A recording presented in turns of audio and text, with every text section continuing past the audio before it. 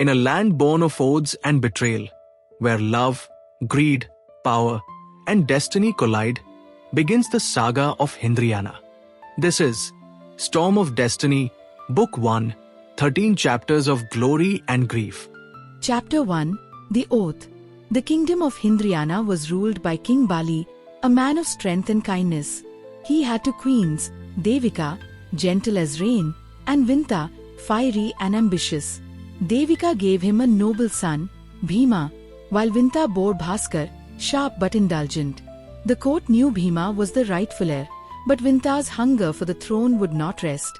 One night, Vinta demanded her two wedding wishes, that Bhaskar be crowned king and Bheema be made his servant. When the king refused, she threatened to burn herself alive. But before flames could rise, Bheema stepped forward. Calmly, he swore before gods and blood that he would never sit on Hindriyana's throne, never marry, and never sire a son. He vowed instead to serve and protect his brother.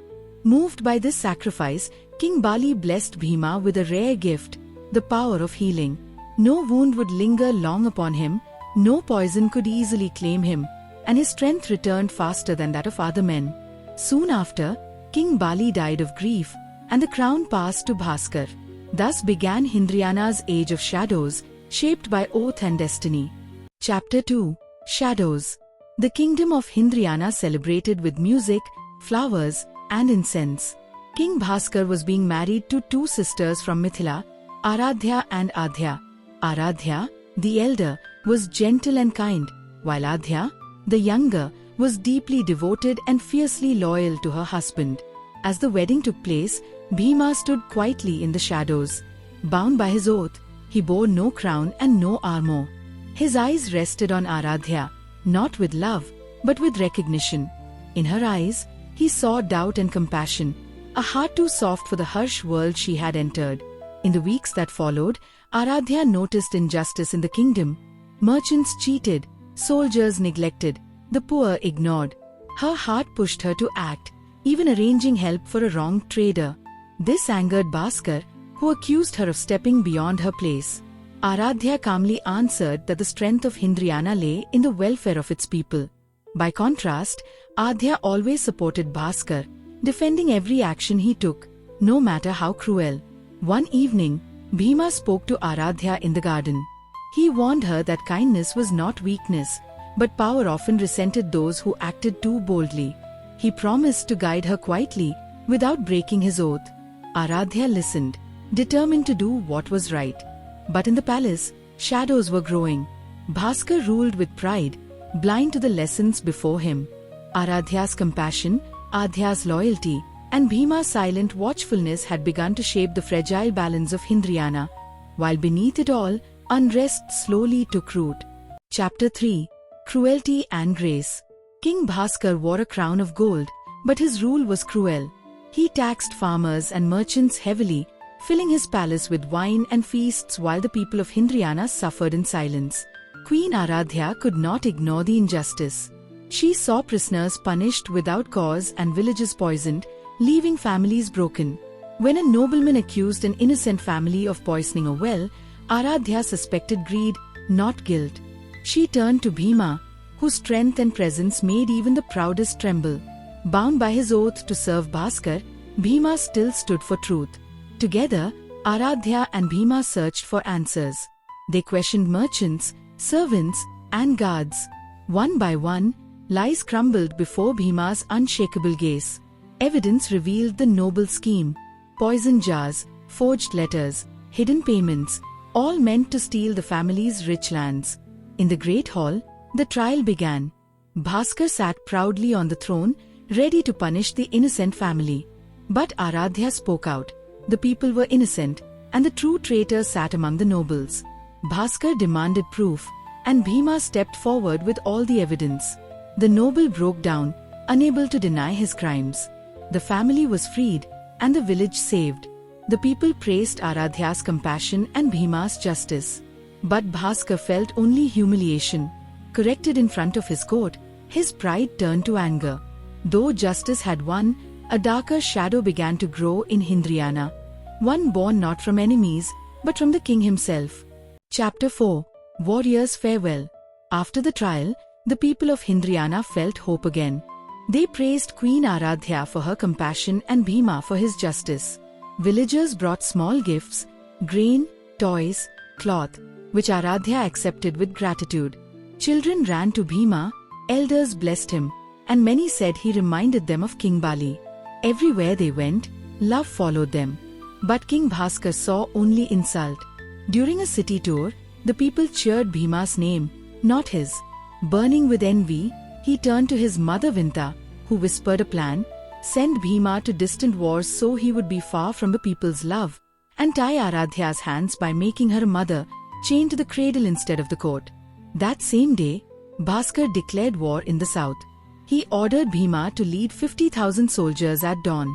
Bound by his oath, Bheema could not refuse, though his heart doubted the need for conquest. He prepared swiftly, gathering weapons, horses, and light but strong rations for the army. That night, Aaradhya met him in the moonlit garden. She begged him to guard not only his body but his heart from deceit. Bheema, in turn, asked her to care for his mother, Queen Devika, so she would not drown in grief during his absence. Aaradhya promised, and in the quiet night, they sealed their bond with words of trust. But fate was already moving. Bheema marched toward foreign wars, Aaradhya braced for battles inside the palace, and Bhaskar stepped further into envy's shadow, a path from which there was no return. Chapter 5, Whispers in Letters. In Hindriyana, two voices rose at once, the bells of joy and the cries of sorrow. Queen Aaradhya was with child, and the kingdom rejoiced at the promise of an heir. Yet behind the music of celebration, fields lay barren, peasants groaned under heavy taxes, and their voices went unheard. King Bhaskar, blinded by pride and pleasure, dismissed Aaradhya's pleas for mercy, telling her a queen's only duty was to bear him a son. Far away, Prince Bheema's name spread like wildfire. In 2 short months, he had added 2 kingdoms to Hindriyana's banner, one by wisdom, another by strength. 8 months passed. Bhaskar drifted further away from Aaradhya. He drowned his days in luxuries, wine, games, and jewels, always beside Aaradhya, who never questioned him and only rejoiced in his gifts. Instead, Aaradhya found solace in simple joys. She spent her time stitching clothes, walking in the gardens with Devika, and playing with the peacocks, birds, rabbits and other animals, often joined by her sister Adhya. From her chambers, Aaradhya kept alive the flame of her friendship with Bheema. Each month she sent him a letter on the wings of her white dove, and each month his words returned, speaking of victories, sorrow, and brotherly care. She never shared her pain with him, writing only of joy, of her unborn child, and of his mother's well-being. These letters became her quiet strength, the pure bond that held her spirit. But fate is merciless. One evening, King Bhaskar saw the dove return with a letter in its beak. Suspicion clouded his heart. His hands tightened around the bird's neck and snatched the letter, tearing it open. Bheema wrote only of conquest and of his hope that Aaradhya keep herself and the unborn child safe. There was no treachery, no betrayal. Yet Bhaskar's envy burned hotter than truth. The king seized her by the hair and roared, "Do you both write letters to each other all the time? What is going on between you?" Aaradhya cried out, "I and Bheema are only good friends. We write once every month, that is all. I have nothing to hide from you, my king." But Bhaskar's fury consumed him. He drew his dagger and, without hesitation, slit the dove's throat. The bird fell, lifeless and wet with blood. Aaradhya collapsed to the ground, cradling it in her hands, her tears soaking its feathers. "What have you done, Bhaskar? What have you done?" she cried out in anguish. The dove's death was more than cruelty. It was a signal, a dark omen. The gentle whisper of hope had been silenced, replaced by the gathering shadow of Bhaskar's envy. A shadow that would creep through the halls, turning loyalty into fear and innocence into grief. Chapter 6, Birth and Fall. The noble Vishal entered Queen Aaradhya's chamber. "My queen," he said firmly, "from today you are confined to your rooms. Guards will watch your doors, and only 2 of your 4 maids may remain. The other 2 will be loyal to the king and report everything you do." Aaradhya bowed her head, as his majesty commands. 3 weeks later, Aaradhya gave birth to a son. King Bhaskar rejoiced and showered the people of Hindriyana with gifts and feasts. During the naming ceremony, Queen Mother Vinta leaned close and whispered, "What name shall we give your son?" Aaradhya replied softly, "Bharat," meaning to carry, to bear, to nourish. "He shall be the strong root of Hindriyana." Vinta proclaimed it loudly for all to hear. "The prince shall be called Bharat." Priests blessed the child, and the people cheered his name. Far away, Bhima received the news. Tears filled his eyes as he celebrated his brother's son with his soldiers. Back in the palace, Aaradhya's freedom was gone. No more letters came to Bhima, but he comforted himself, thinking her care for the child kept her busy. To ease his heart, he even wrote to his mother, Devika, asking about Aaradhya's well-being. But Aaradhya had already begged Devika never to reveal her plight. And so, Devika replied, "All is well, my son. Aaradhya is only occupied with caring for our sweet Prince Bharat." One day, Queen Aaradhya cried in Aaradhya's chamber, "The king, he no longer cares for me. I have failed him again and again. I cannot bear him a child." Aaradhya held little Bharat in her lap and said gently, "Then let my son's laughter heal your heart." The boy's giggles brought a faint smile to Aaradhya's face. 2 years passed. Bharat grew lively and loved by all, while Bhima expanded Hindriyana's power in the south. When he returned as a hero, Bhaskar's jealousy burned. At court, Bhima looked for Aaradhya and found her absent. Worried, Bhima rushed to her chambers. Guards tried to stop him, but one stern glance made them step aside. Inside, he saw Aaradhya pale and Prince Bharat playing on the bed. Reverently, Bhima lifted the boy. A maid ran to tell Bhaskar, who stormed in, fury blazing. "My king," Bhima said calmly, "your son is truly adorable." Bhaskar roared, "Guards! Seize them both. I knew it. You and Aaradhya, writing letters, meeting in secret. This is betrayal." Bhima was tortured, lashed with ropes, scalded with boiling water and salt. But his wounds healed quickly thanks to his father's boon. Aaradhya trembled in the darkness, her fate uncertain. The next day, Bhaskar's pride flared in court. "The people love Bhima more than me. Even my queen loves him. This insult must end. Bhima shall rot in the dungeons till he wishes to die, and Aaradhya shall be executed at dawn. Let all women see that betraying a husband earns death." Queen Aaradhya fell at his feet. "Please, Majesty, spare my sister. She is righteous and faithful." But Bhaskar's heart was stone. At dawn, Aaradhya was allowed a final wish. She asked to see Devika, Adhya, and Bharat one last time. She embraced her son. "My child, be strong. May you grow as the root of Hindriyana." Devika, Adhya, raise him with love. Dressed in a cream sari and adorned in her jewels, Aaradhya was led to the execution ground. The crowd watched, some in tears, some murmuring at her supposed betrayal. She stood tall, voice calm and proud. "I die a queen. I accuse no man, nor do I plead for mercy. If I ever offended my king in life, let my death atone for it. I pray and beseech you all to pray for him, the ruler of Hindriyana, and the father of my son. As I leave this world, I ask only for your prayers." Her eyes were bound, jewelry removed, hair tied, and her head placed on the block. With one stroke, her life ended. Adhya screamed and fainted into Devika's arms. In the dungeon, Bhima wept bitterly, mourning the friend he could not save. Chapter 7 Coronation of Prince. In the dark dungeon, Bhima wept every day. The silence crushed him, and the little sunlight that came through the tiny window only reminded him of his helplessness. He blamed himself for Aaradhya's fate. A year passed. Queen Aaradhya gave birth to a son, and King Bhaskar rejoiced, naming the boy Bhanu. "He is the ray of light in my life." But childbirth brought fever, and Aaradhya grew weak. On her deathbed, she called for Queen Mothers Devika and Vinta. Through tears, she whispered, "Take care of my son Bhanu, and also my sister's son, Bharat. Teach them to be strong and righteous."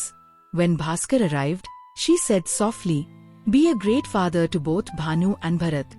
Do not let your hatred for Aaradhya blind you." That very night, Aaradhya passed away. Bhaskar, stricken with guilt, locked himself away. Without Bhima to guard the borders, enemies invaded, and 4 eastern kingdoms joined forces against Hindriyana. The nobles urged Bhaskar, "Release Bhima, my king. One man of his valor can cut down half the enemy in a day." Bhaskar's pride burned. "No, I will prove I am not lesser than Bhima." The war began. On the battlefield, Bhaskar faced one of the rival kings.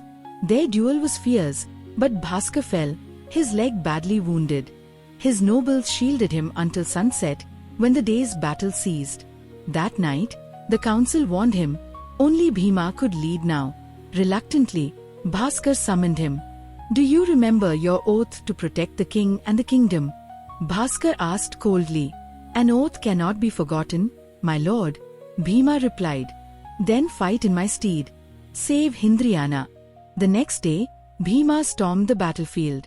By night, 2 enemy kings were slain, and the other 2 captured alive. Dragged before Bhaskar, they begged for mercy, but Bhaskar ordered, "Torture them. Behead them. Send their heads to their queens. Their lands are now mine." Bhima stayed in the palace but was stripped of rank and privilege. Years passed. Prince Bharat, now 16, grew wise and just. Prince Bhanu, 13, mirrored his father's cruelty and envy. Bharat was guided by Devika and trained by Bhima in archery, swordsmanship, chariot warfare, and kingship. Bhaskar's old leg wound worsened, growing into a festering sore, sharpening his temper and clouding judgment. One day, noble Varuna and 3 priests came to Bhaskar. "Majesty, it is time for Prince Bharat's coronation." "No," Bhaskar replied. "First, I will test both princes." The nobles hesitated, but Bhaskar's pride exploded. "Was I the firstborn of King Bali? No. Yet I claimed the throne for my strength. Do not speak to me of birthright." Bhima was summoned to design the tests. In the first test, 2 villagers came for justice. A farmer's crops were eaten by a shepherd's goats. Bhanu said sharply, "The shepherd must pay. Seize his goats." The nobles murmured approval. Bharat, however, said, "The storm was no man's fault. To strip the shepherd of all is to condemn his children." Turning to the nobles, he said, "I decree the farmer will be given half the goats to repay his loss, and the shepherd will keep the rest to sustain his family. Both must rebuild the fence together, so this wrong is not repeated." The crowd cheered quietly. In the combat test, Bhanu attacked fiercely, ignoring mercy. Bharat fought swiftly, measured, and offered his defeated opponent a hand. Victory is not in breaking an enemy's body, but in winning his respect. The nobles applauded. For governance, each prince was given a village to rule. Bhanu ordered villagers to build his statue, ignoring their needs. Bharat lived among the villagers, helping dig wells, restore fields, and ration food wisely. His leadership brought hope and joy, while Bhanu's rule bred fear and silence. Finally, in the perception test, Bhaskar asked about an elephant's essence. Bhanu said, "Strength. A king must be feared." Bharat said, "Loyalty and memory. Strength commands obedience, but loyalty commands love." The nobles whispered, "Bharat sees with his heart." Yet Bhaskar declared Bhanu the heir. In every trial, Bhanu showed firmness, ruthlessness, and command. Bharat's compassion pleases poets, but kingdoms are built on fire and iron. "Bhanu, my son, shall inherit my throne." Bhima spoke to Bharat in the gardens, sorrowful. "It is unfair. You were the rightful heir." Bharat smiled gently. "Guru, you chose peace for your family over the crown. I too will choose peace. A king serves his people with love, not just a crown. If father wants Bhanu to rule, let it be so." And so, Prince Bhanu was crowned crown prince. The palace bells rang, but whispers of despair spread among the people. Bhanu is a mirror of his father. The throne was secure, but Hindriyana's future darkened. This marks the end of Storm of Destiny, Book 1 Part 1. Stay tuned, because Part 2 is coming soon. Until then, don't forget to like, share, and comment to support the journey.